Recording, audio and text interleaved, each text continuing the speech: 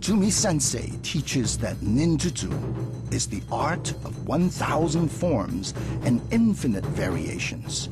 The weapons of the ninja were as diverse as they were deadly. The ninja would employ tools that fit into the community in a way that maybe they didn't even look like a weapon. We've got a number of great new weapons that are making their first appearance in Ninja Gaiden 2. The goal is to make every weapon good enough that you want to play the entire game through it. And you're going to feel like you're having a unique experience each time. We have the Scythe. What this is a long, heavy, powerful weapon that Hayabusa can wield that has a very large area of effect. It has a very wide arc. This is something that is very fun to wield, and it's very satisfying in terms of just being able to cut through enemies.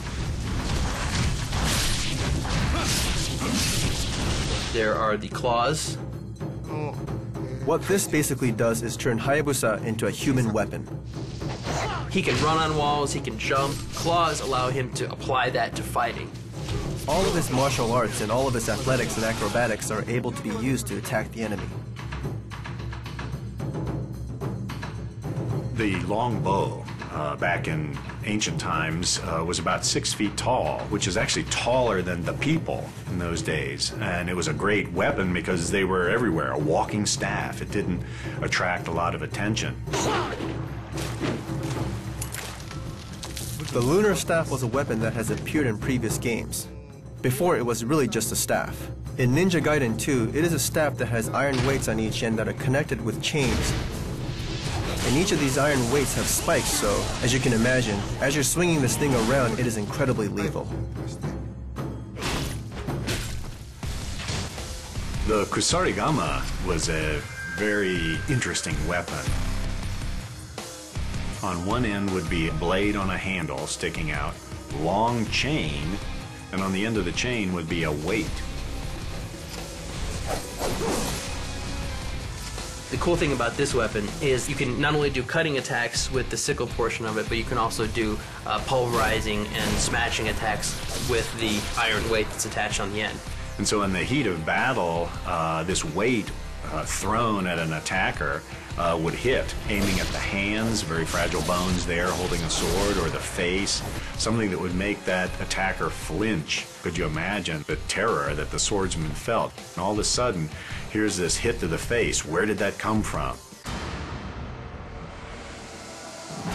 You have the Tonfa. It was what the nightstick is based off. You hold them in each hand and it's swung to hit enemies. And this is really cool because it's a hitting action, not a slicing action. So when that connects with an enemy, you're going to feel that crack.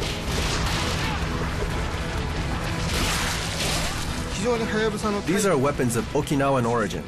You hold them in both hands and swing them. They're very similar to the claws in that they're very speedy and can hit the enemy multiple times. With the Tonfas, you can actually pulverize that limb into basically ground meat.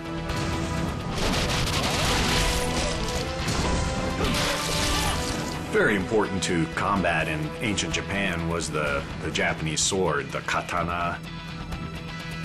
It was used on foot by samurai in later years. So that was the #1 weapon. And the ninja, of course, had to be very familiar defending against that sword, but also using swords themselves.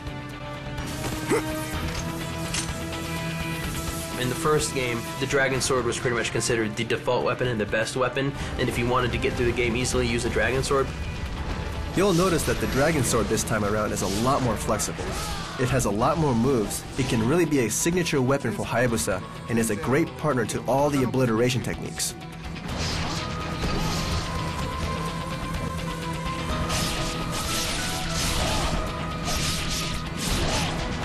There was a skill of fighting with 2 swords at the same time, and so you can imagine how confusing that would be to an enemy who's used to seeing just one at a time.